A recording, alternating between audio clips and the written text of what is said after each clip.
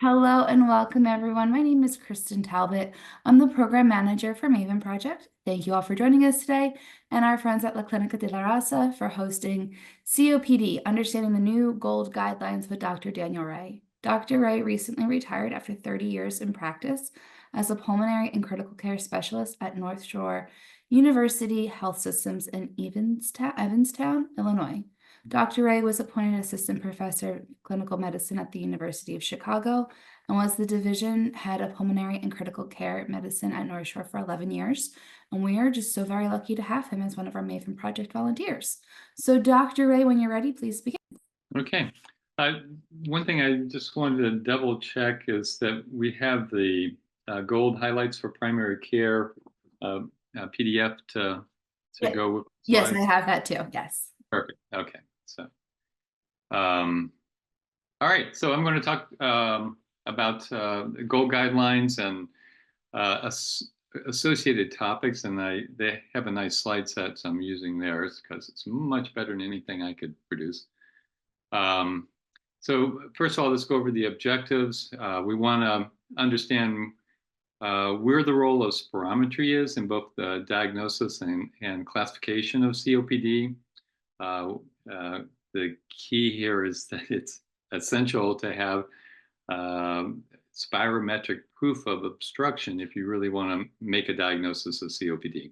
And by that, we want an FEV1, FVC ratio of 0.7 or less. So you already know the answer to that first objective. The second objective is that we want to understand the other kind of therapies that are available for COPD besides just the inhalers. And to that are exercise, pulmonary rehabilitation if the patient qualifies, and oxygen if they qualify or need oxygen. And then the other part of non-pharmacologic therapies are education, good use of inhalers, as well as avoidance of anything that could trigger that, including ongoing smoking, obviously, but other environmental factors that might worsen their COPD. There have been some relatively recent updates to the GOLD guidelines, actually in 2023. 2024, it's the same. So that classification, that A, B, C, D classification that you learned 2 years or 3 years ago has been updated to an A, B, E classification to allow us to choose our initial therapy for COPD. So we'll go over that. Included in that is this limited use of inhaled corticosteroids in treatment of COPD. Initially we kind of grew up treating COPD very much like bad asthma. We would add an inhaled corticosteroid, a long-acting bronchodilator, just like we would in somebody with severe asthma. But that's the use of inhaled corticosteroids has been scaled back and is used in specific circumstances, which we'll go over. We want to know what to do with an exacerbation of COPD, and it's useful to break that out as to whether that's worsening shortness of breath or whether that's a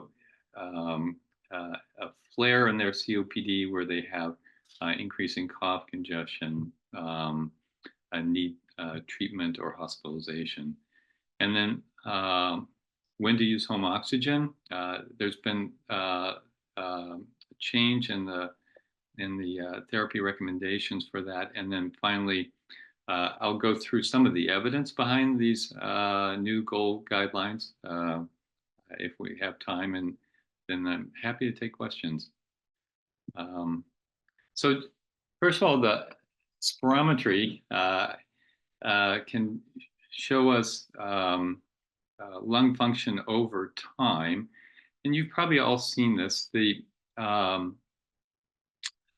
As we're growing up through puberty and early adulthood, our lungs are increasing in capacity. We max out at about 25 years of age, and it's all downhill from there. Fortunately, the decline is slow. This middle group of curves, let's see if I can get my cursor on it. Do you see that? Okay. So it's a slow decline. That's normal. And you can get to be quite old and still have plenty of lung function to get around. But if you smoke, you may have an accelerated decline in lung function to the point that you're symptomatic or have COPD. If we stop smoking early enough, say when we're 45, that curve flattens out and it no longer declines at such a steep rate. It actually kind of goes back to the same rate of decline that we have with normal aging. So if we can get people to stop early enough, we can save them enough lung function that they don't become symptomatic. But we've come to recognize that sometimes we're really starting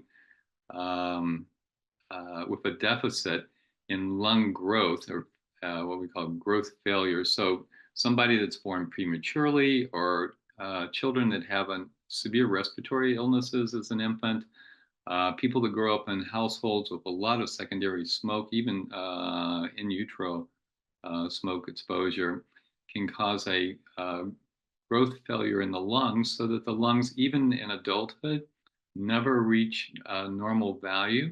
And therefore, if they are smoking or have exposures, the rate of decline brings them to a much lower level of lung function at an earlier age. So these people are really set up to develop COPD if they have ongoing exposures or smoke exposures. And then there's also this interesting, very small group of people that have enormous lungs, and they may become symptomatic relative to their baseline, but when you test them, they have normal spirometric values. So we'll sometimes see that on the CT scan, we'll see emphysema changes, and yet their spirometry appears normal. They're part of this group of super sized lungs.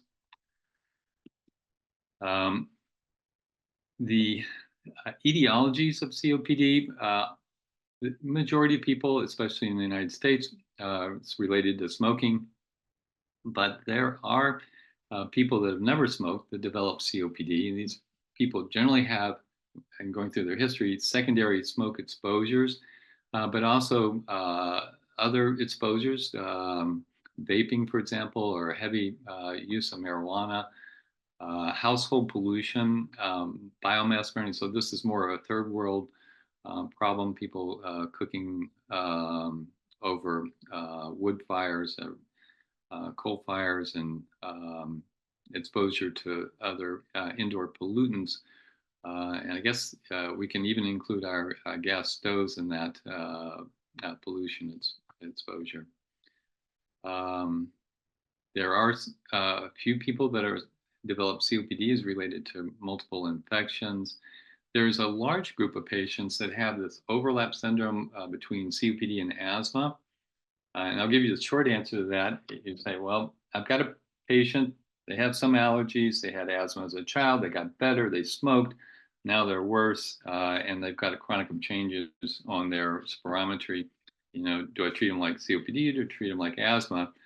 Well, you treat them based on how they behave. So if they're having intermittent wheezing, exacerbations, you probably are going to treat them like asthma, as opposed to somebody that's chronically short of breath but not having any changes in their lung function. And then there's another very small group of patients with alpha-1 antitrypsin deficiency. I didn't routinely test for this. I was aware if my patients were younger in their presentation, I might test for it. If they had a basilar predominance to emphysematous changes on the CT scan, I might test for that. Just be aware of it, especially in your younger patients. It's not wrong to test these patients for it, because there is a treatment as alpha-1 antitrypsin replacement therapy that's available for these patients.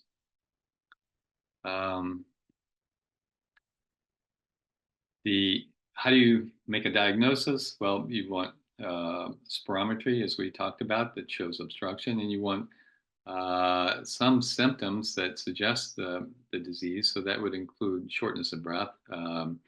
And with COPD, it's generally kind of progressive over time, not intermittent. It tends to get worse with exercise, and it's kind of always there, as opposed to asthma, where it may be more intermittent, and there are times when they're fine, and exercise may not bother them except when they're having a flare of their asthma. Patients with COPD can also wheeze. They can have a chronic cough that may or may not be productive. So it doesn't, that doesn't, either way, it can be a symptom of COPD. They may manifest as having lots of respiratory infections, and they almost always have some history of exposures, tobacco smoke, if they've immigrated from a country where they grew up, where their mother was cooking over wood fires or whatnot. Occupational exposures can do this as well. And then we talked about those host factors, premature birth, developmental abnormalities, frequent childhood respiratory infections. The differential diagnosis, the main one being asthma, and the difference, of course, is that COPD generally has this exposure history, tobacco smoking, and the symptoms are slowly progressive, whereas asthma, your symptoms tend to be more variable. They have history of allergies, family history of asthma.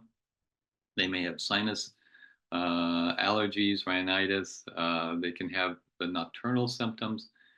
So, but there are overlap cases, as we talked about. Our COPD population, particularly older patients, hypertension, long-standing, they may have diabetes. They can develop congestive heart failure, and the presentation, worsening exertional dyspnea, may look like COPD. And of course, we can differentiate that based on our exam and X-ray and lab tests. Bronchiectasis is another one where you tend to have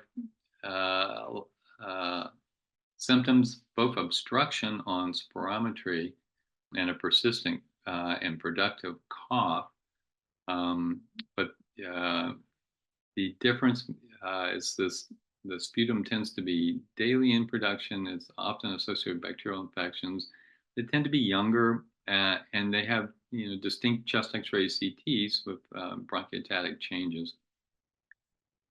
TB in patients that have had TB can be associated with obstruction.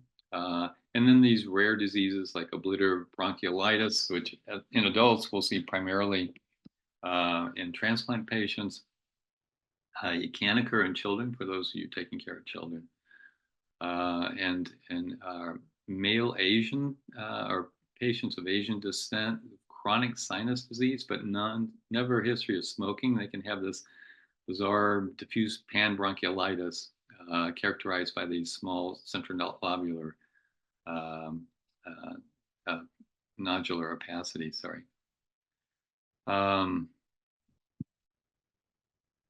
Spirometry, we talked about that it's key to the diagnosis. So it's necessary to do spirometry at some point to make a diagnosis. And then in addition to establishing that they have obstruction, we can make an assessment of the severity of their obstruction. But we don't do that in order to treat them. We treat them based on their symptoms and the exacerbations. We use measurements of the severity of their airflow obstruction for prognostic reasons. So everybody's seen these graphs for spirometry. Normally we take a deep breath in, blow out as hard and fast as we can, keep blowing out. Almost all of our volume is out in 1 second. So this is the FEV1. We continue to blow, blow, blow, blow, blow, blow, blow, blow, blow. We usually plateau in 2 or 3 seconds, and then nothing else can come out. And that ratio, the FEV1 to FVC ratio, is normally about 0.8. Whereas in somebody with obstructive lung disease, uh, they blow out less air in that first second, and then the air continues to come out slowly over several more seconds, sometimes up to 10 or 12 seconds. And their ratio of FEV1 to FEC is lower, 0.7 or less, and that's obstructed. So in those patients with obstruction and symptoms and or exposure history, we can establish that diagnosis of COPD. Again, to use spirometry just to categorize them, they have those goal 1, 2, 3, 4 classifications. Mild being 80%, the FEV1 being 80% or more, moderate between 50 and 80, severe between 30 and 50, and finally, very severe patients that have an FEV1 of less than 30%. And these tend to correlate with symptoms and mortality. However, they're not a perfect correlation. There are patients walking around with mild COPD that have a lot of symptoms and frequent exacerbations. And likewise, there are patients with moderate COPD. They may have an FEV1 of 60% predicted and have almost no symptoms whatsoever and no exacerbations. So we don't arrange treatment based on their spirometry. We base it on their symptoms. So there are a number of tools to measure symptom. This is the easiest one. This is the Medical Research Councils from Great Britain. The grade 0 is breathlessness with strenuous exercise, and then grade 4 is that they're breathless, just moving out of the house or getting dressed, undressed. So this is severe functional impairment because of their shortness of breath, and this is really no impairment. And then the kind of break point between where symptoms get to be really annoying is this between 1 and 2. So grade 1, shorter breath, and when they're rushing or walking up a hill. But grade 2, they're already walking slower than their friends. They have to stop from time to time to catch their breath. And so this starts to really annoy people. So by the time they've reached grade 2 or higher, they're already in the more severe category of symptoms. Another scoring system is called the COPD assessment test. It scores not only their symptoms of shortness of breath, but also how it impacts their life. Does it affect their energy, their sleep? Do they cough? Does it limit activities at home? That kind of stuff. So kind of putting that all together, you've got a brand new patient. They have symptoms of shortness of breath. They were a smoker. They've quit. You do spirometry, and their FEV1, FEC ratio is less than 0.7. Their FEV1% predicted is, say, 50 to 79%. So they're this gold 2. And then we ask for their symptoms, and they have minimal symptoms. So they have, say, a Medical Research Council score of 1, and they've had 1 mild or moderate exacerbation of their COPD in the past year. So they would be gold group A, and we'll get to which therapy these people get. If they're more symptomatic, they have a lot of symptoms walking around. They can't really walk the same speed as their friends. They have to stop from time to time, and that would be group B.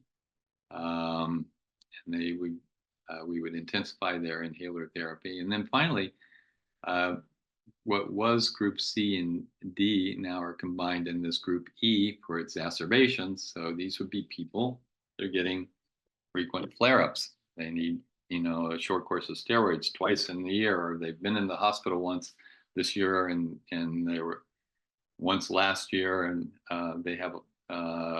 It doesn't really matter where they fall on the scale. This exacerbations puts them in a more at-risk category, and we treat them slightly different pharmacotherapy. So now we have their groupings. So group A, group B, or group E. And so for group A, these people that are mildly symptomatic and not having frequent exacerbations, we put them on a bronchodilator. And it's dealer's choice. You can put them on short-acting, long-acting. You can make it a beta agonist. You can make it a muscarinic antagonist. I would suggest if there's COPD, you put them on a long-acting muscarinic antagonist. Tends to have the most efficacy, the least risk for your patient. All of these patients can have a short-acting bronchodilator as a rescue inhaler as well. You may have some patients that are resistant to using an inhaler on a daily basis. They just don't have enough symptoms to make it worth their while. That's fine. They can use a short-acting bronchodilator when they need it. If they're having more symptoms that we talked about, an MRC score of greater than 2, CAT score greater than 10, they should be on a LABA-LAMA combination. So a long-acting beta agonist plus a long-acting muscarinic antagonist, ideally in a single inhaler. Get much better compliance with a single inhaler as opposed to 2 inhalers. And then finally, on this group E, they should be on a combination LABA-LAMA. And then this is where inhaled corticosteroids come in. If their blood eosinophil levels are greater than 300, you would consider putting them on triple therapy. So a single inhaler that has both LABA, LAMA, and inhaled corticosteroid is going to be your most efficacious inhaler for patients that are having frequent exacerbations, a hospitalization for COPD. And this would be a guide to your initial therapy. Now, this may change depending on how they respond to this, and if they change. For example, you got a patient in Group A, but then they go into the hospital, then all of a sudden you've escalated them to this grouping of patients if they've got evidence of eosinophilia. So just to work through this changing paradigm for inhaled corticosteroids and COPD. So the patients where inhaled corticosteroids benefit include those hospitalized for exacerbations of their COPD or having frequent exacerbations, not hospitalized, but you're having to treat them maybe with a short course of steroids or antibiotics. Plus evidence of eosinophilia with blood eosinophils of roughly 300 or greater. And then also those crossover patients that have a history that's also consistent with asthma, you would consider using an inhaled corticosteroid. If you're going to use this in COPD, it's best to use it in a triple combination. So you would never use an inhaled corticosteroid alone. And unlike asthma, you'd actually want to use an inhaled corticosteroid with both a long-acting beta agonist and a long-acting muscarinic antagonist. In asthma, you might get away with just a long-acting beta agonist plus an inhaled corticosteroid. The gray zone are these patients with less frequent exacerbations, and they have this indeterminate kind of middle level of eosinophilia. So in this group of patients, you could resort to an inhaled corticosteroid, again, a triple combination, if you're just not getting the management you want, or the patient's not satisfied that they're doing well with just a combination LABA-LAMA inhaler. And then finally, where you want to avoid inhaled corticosteroids in patients that have repeated pneumonias, and uh, inhaled corticosteroids have been shown to increase the rates of pneumonia in patients with COPD, and has less, if any, effect in patients with low blood eosinophil levels. And it can worsen atypical mycobacterial infection. So you may have patients that have atypical mycobacterium in their sputum or evidence of bronchiectasis and um, positive AFB, certainly patients with tuberculosis. You want to try to avoid use of inhaled corticosteroids. Um, we've kind of covered all this, but I'll just hit on a few things. So you've got your patient with symptoms and risk factors. They've got an obstruction of the spirometry.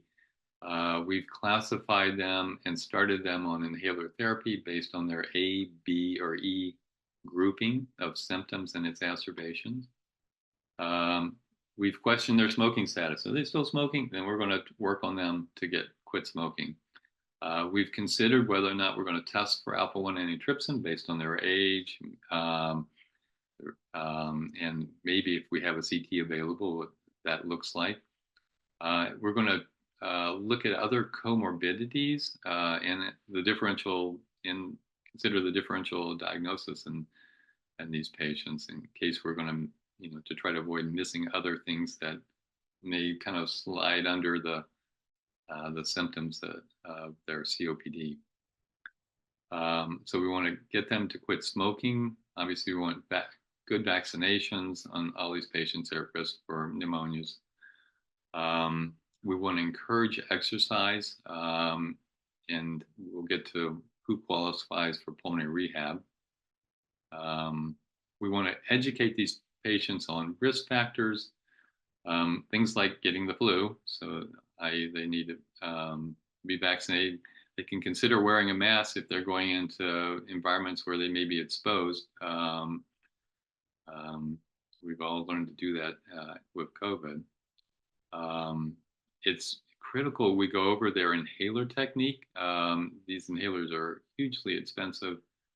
Unless the patient's using good technique, they're not going to get the effect that you're looking for, and they won't use their inhaler. We'll want the patient to have a written action plan for what to do if they start to have worsening symptoms. Bring them back, we review their symptoms, adjust their therapy, and at the same time, recheck their inhaler technique. I can't tell you the number of patients that I had demonstrate in front of me in my office, good technique, and when I saw them back, 3-6 months later, they couldn't use the inhaler correctly. It just always check their technique. After a couple times, if they're using it correctly, you can slack off a little bit, but at least for the first several times, have them do this in front of you so that you know that they're using it correctly. Which means you actually have to know how to use it correctly. A lot of these inhalers, they all they're just slightly different in one way or the other. So please be aware of which inhalers you're prescribing and make sure that you actually know how to use it as well. What happens when the patient is not doing as well as you want them to do? If they're having more dyspnea, then we basically increase our inhaler therapy. So if they're on a single agent, for example, they're just on a long-acting beta agonist, then we'll put them on a combination long-acting beta agonist, long-acting muscarinic antagonist. Again, we'll check their inhaler technique, make sure they're using it correctly, and consider the other non-pharmacologic treatments like exercise, pulmonary rehab. Do they need oxygen? And then consider whether or not there's something else going on that's worsening their dyspnea, their mild congestive heart failure, or their muscle weakness from some other mechanism. Occasionally you'll come up with something in addition to just a COPD exacerbation. So, and with an acute exacerbation, um, and they're on a single agent, you want to increase them to at least a dual agent, LABA/LAMA. And if their blood eosinophils are greater than 300, you would increase them to a triple combination inhaler. We have that variable zone where their eosinophils are between 100 and 300. So you might consider that. You might try this first, depending on how severe their symptoms are. And if this is not um, causing or getting the effect that you need, you can't control their COPD symptoms, then you have additional anti-inflammatory therapies that are available. So there's the PDF, uh, um, the, let's see, I'm too much into my PDFs. The a phosphodiesterase inhibitor, um, that roflumilast, that can help if they're having, it reduces inflammation, particularly in patients with chronic bronchitis. And then what we often use was chronic antibiotic therapy with azithromycin, um, shown to work in former smokers, often with chronic bronchitis. So these are patients with frequent exacerbations despite your triple combination therapy. Talk about this. Well, I'll talk about it now.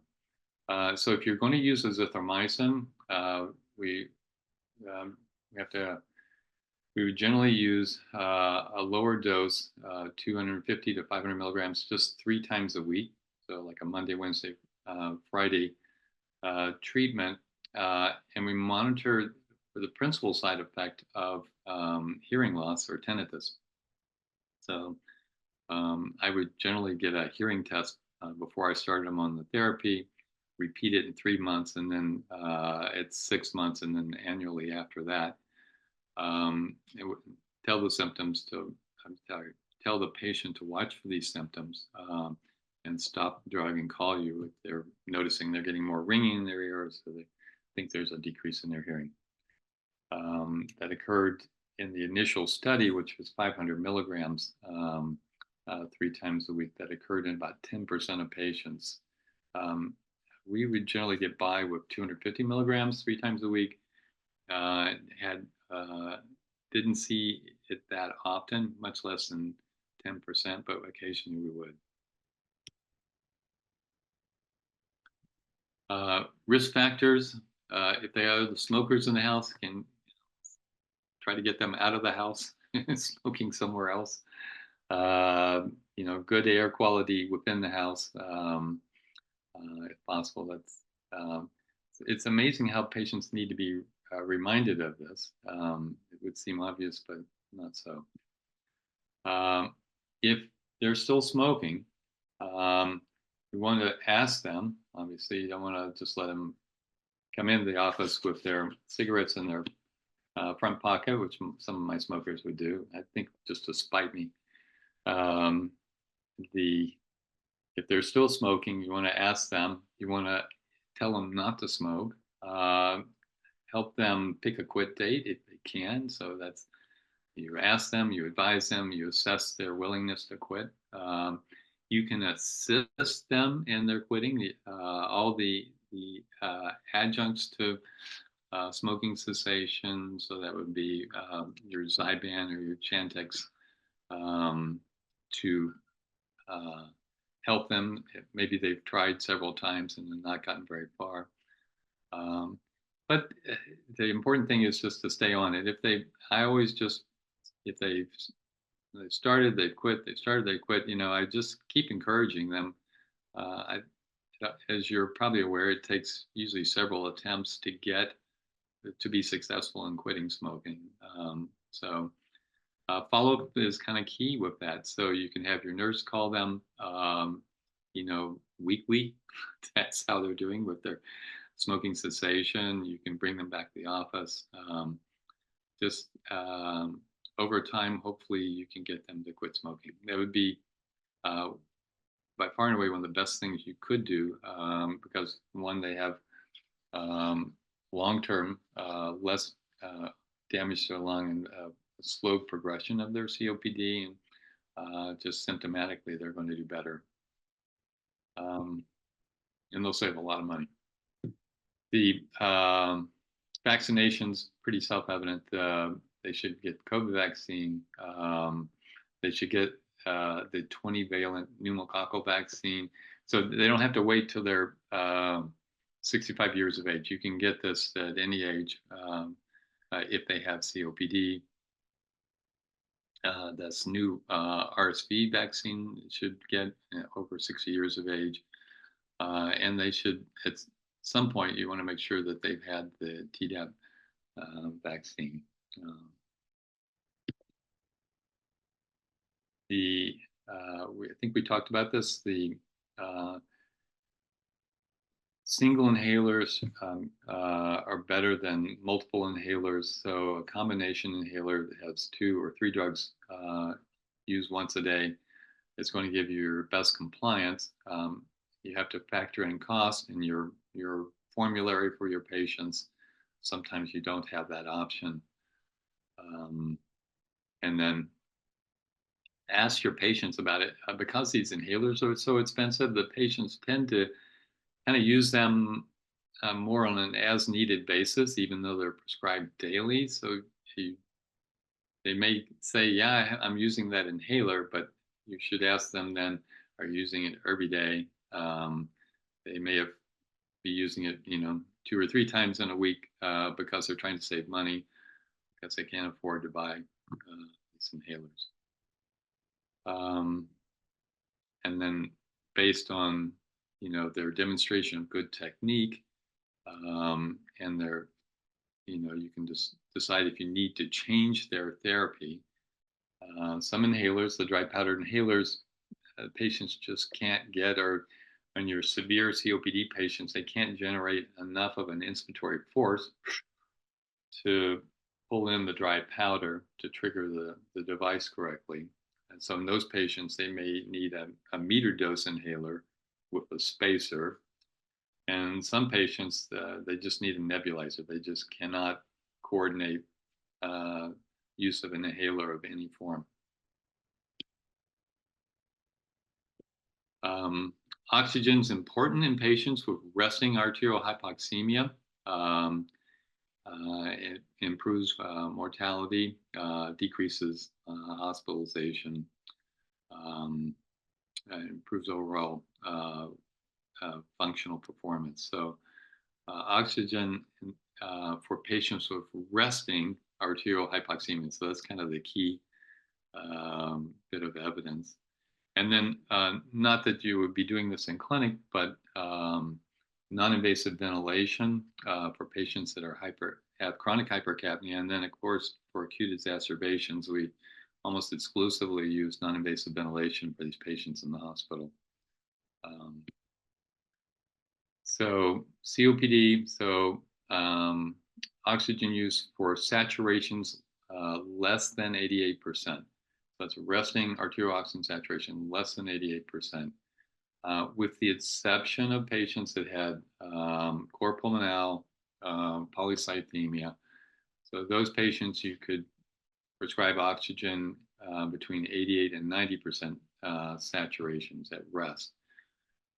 They looked at transient arterial desaturation. So patients you may walk them around the office and they'll transiently desat, but then when they're at rest again, the saturations are above 88%.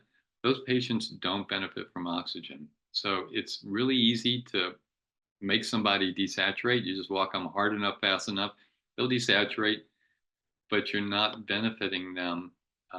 If you prescribe oxygen, you're just saddling them with this tank and they become more chronically ill, or they live the chronic life of chronic illness, attached to the oxygen, when there's no benefit, either mortality or symptom control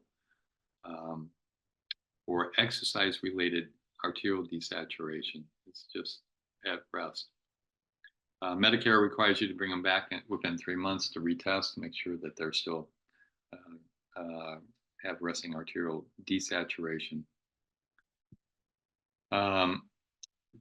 You can treat these patients with other means. So they can go into palliative care. That's actually often helpful because as their life becomes more and more constricted by their symptoms, they often begin to look at the quality of their life as opposed to longevity. End of life is much more difficult. So um, patients with COPD do die younger. And the quality of their life is not great, but it's hard to kind of assess, unlike with cancer, for example, how long it's going to be before they pass away. So there were earlier studies, for example, that showed a 70% 1-year mortality in patients that were hospitalized and put on a ventilator for their COPD. That was at a time when we used to use ventilators for COPD. We don't anymore. I mean, rarely we do, but mostly we use non-invasive ventilation. And we've had these patients in and out of the hospital literally a dozen times, and they recover and they get back basically to baseline or near baseline. And it becomes really difficult to say, you've got 6 months to live and make that kind of an assessment. Having said that, some patients may want to go into hospice when they're severely affected and basically and more or less bedridden by their COPD. Opiates in small doses can relieve severely symptomatic patients. Simple things like a fan often would help, particularly with exacerbations. So I'd encourage families to bring in a fan that we could sit at on their bedside table and blow on them while they were in the hospital. And then nutrition is important as well as exercise. Pulmonary rehab after hospitalization improves symptoms, decreases recurrence of hospitalization. So it's an important component. Somebody that's had a severe COPD exacerbation and has been hospitalized. These patients with COPD are at increased risk for lung cancer for obvious reasons. So we currently screen everybody with significant smoking history from age 55 up. So that's annual low dose spiral CTs looking for lung nodules that would suggest cancer. So just be aware that all these patients that are older than 55 are going to qualify for lung cancer screening studies on an annual basis.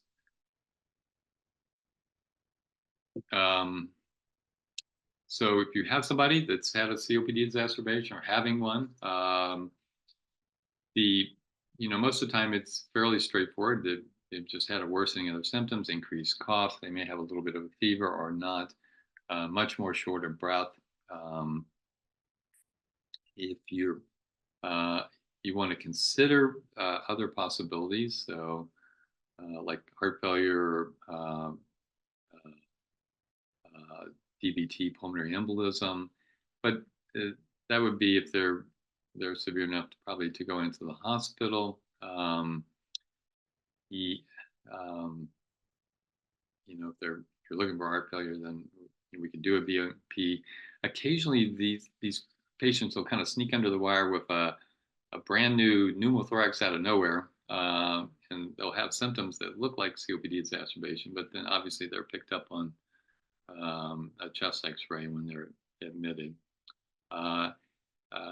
People can have kind of silent heart attacks, the less atypical symptoms in their heart attacks. So occasionally they'll have change in troponin levels, or they'll be in atrial fibrillation. That's another one that sometimes would present with symptoms that might suggest a exacerbation of COPD. Obviously, that's picked up on examination. So check your patient's pulse when they're coming in with these symptoms. Then you're going to recognize the patients that need to go to the hospital. The and so and that includes that they don't have much home support. So they may be kind of okay enough in the office. You could get by with a 5-day course of prednisone, and you've been through this a couple of times with them, so you're pretty confident on the patient's ability. But they don't have anybody else at home, and so you're sending this patient home. You really want somebody looking at them at least on a daily basis, if not, multiple times a day. So in that case, you just admit them, and then they'll be in the hospital for 1 or 2 days, and they'll be better, and then feel much more comfortable sending them home. If they look, they can't keep their eyes open, they're slurring the words, they're confused, they're struggling to breathe, they have a edema, any of those things, you're going to, if they're in your office, you're going to call paramedics to come take them to the hospital. Oftentimes you're trying to make this assessment over the phone because the family's called you.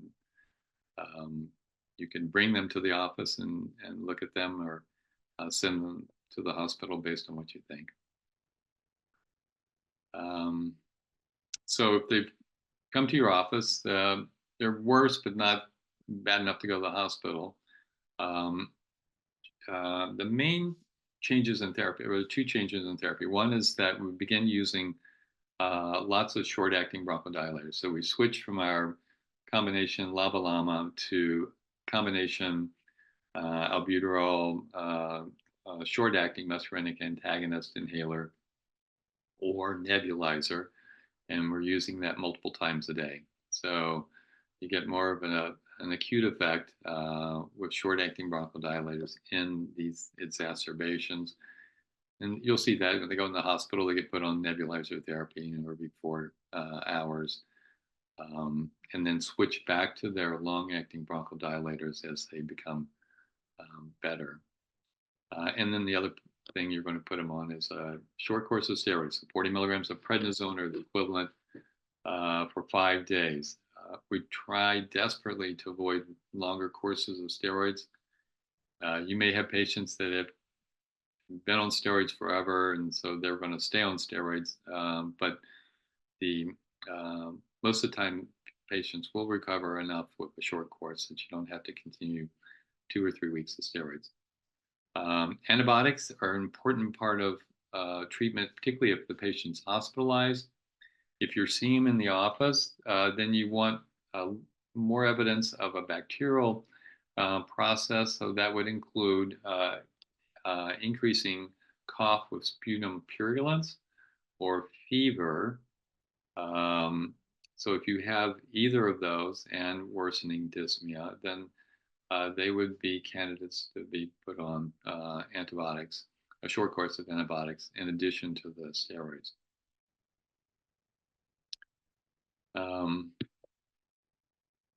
So I think we have slayed this. So short-acting antibiotic or beta agonists, and again, combination is better than a single agent. Systemic corticosteroids, so a short course of oral prednisone. Antibiotics if there's evidence of bacterial infections, and then don't put them on theophylline. If they're already on theophylline, have been for years, you can keep them on it, but don't start theophylline as treatment. And then, if they're need to be hospitalized, then non-invasive ventilation is definitely the way to go to assist these patients. I put this back up here just a reminder because we're going to talk about the evidence behind all these newer recommendations. So the first one of these two big trials is IMPACT trial and run ethos trial, so 10,000 patients, 8,500 patients. They showed that actually an effect, decrease in mortality, treatment on a triple combination therapy, so LABA, LAMA, ICS, and these were in patients that were having frequent flare-ups of their COPD, um, frequent exacerbations or hospitalization. So these patients actually live longer because you put them on a triple combination inhaler. So that's the biggest set of trials, actually, and for pulmonary, those are huge trials. They're not like cardiology where they have these multiples of these massive trials. The non-pharmacologic, obviously, smoking cessation is helpful. Pulmonary rehab is helpful. Treatment, reducing mortality. Long-term oxygen therapy in patients that qualify, improve mortality. Non-invasive positive pressure ventilation, helpful in stable COPD from hypercapnia. And then this lung volume reduction surgery, which you're not going to have to worry about. The pulmonologist would consider that in certain patients with asymmetric distribution of emphysematous changes and severe end-stage lung disease. It's kind of a bridge to transplantation. The effects of lung volume reduction surgery don't last that long. Unfortunately, the lungs kind of start stretching out and become more emphysematous to fill the space after in about 2 to 3 years after the surgery. So the other bits of evidence, I'll try to summarize this. So all bronchodilators are good, so that's easy. And then inhaled bronchodilators are better than oral bronchodilators. I'm sure you're already doing that. Either short-acting beta agonists or short-acting muscarinic antagonists improve spirometry and their symptoms. Okay. The key here is that the combination of short-acting beta agonists and short-acting muscarinic antagonists, so a combination inhaler that has a SABA and a SAMA, is better than either one alone. So combinations are better than single inhalers. Likewise, the long-acting beta agonist and or a long-acting muscarinic antagonist is better than short-acting, and a combination of the two is better than either one alone. So combination long-acting is better than short-acting and inhalers. The reason I said back in the beginning that if you're going to pick any inhaler to start your COPD patient with relatively mild symptoms and infrequent exacerbations, I would treat them with a long-acting muscarinic antagonist because they have a greater effect on reducing exacerbations compared to LABAs. And there is this secondary evidence that they decrease hospitalization. So this would probably be your drug of choice to start with, and then you would escalate by adding a long-acting beta agonist in combination. They're having more symptoms, and escalate further to adding an inhaled corticosteroid if they had its frequent exacerbations, hospitalization, and evidence of eosinophilia.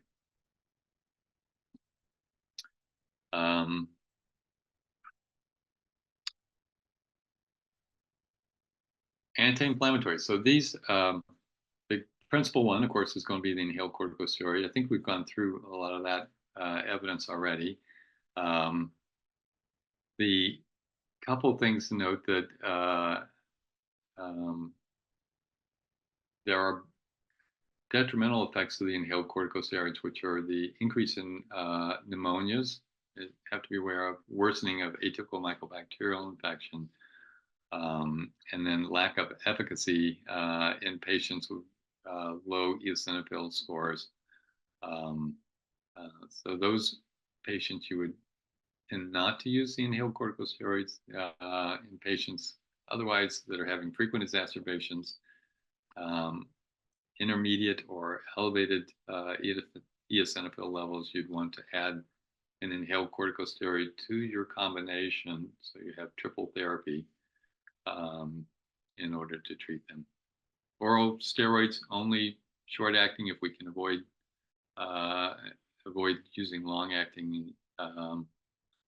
So short acting, so typically 5 days of therapy is just as good as 3 weeks of therapy. The PDE4 inhibitors, so that was the Pulmonology. There's another anti-inflammatory you can use if your triple combination therapy is not working on these patients, and or use of chronic antibiotic therapy. And we talked about use of azithromycin 3 times a week in these patients. Mucolytics don't help. Antioxidants don't help. Statins don't help. So you can leave all that stuff off. For treatment of their COPD, you may have a patient on statin for treatment of their lipids. Dr. Ray, I just want to give you the 2-minute warning. We've got 2 minutes left. Oh, goodness. Okay. The other things I think we don't need to talk about, and there are some cool things going on. There's actually, for these patients with eosinophils, there's now one of the monoclonal antibodies that's just been approved for treatment. Lung volume reduction surgery, we talked about bulectomies and patients that have these giant bulli that compress more normal lung tissue. So a bulectomy sometimes can improve symptoms. Your friendly pulmonologist will help you out, including referral to transplantation centers if necessary. There are these endoscopic valve placements that are being tested and have shown improvement in selected patients, so endobronchial valves, which are placed bronchoscopically. And then finally, attached to your slide set's a checklist, which I'm sure you probably already have incorporated in your electronic medical record, but it's just one of many that can be used to follow up on your COPD patients. All right. I think I've run through the time. However, I'd love to take any questions. I can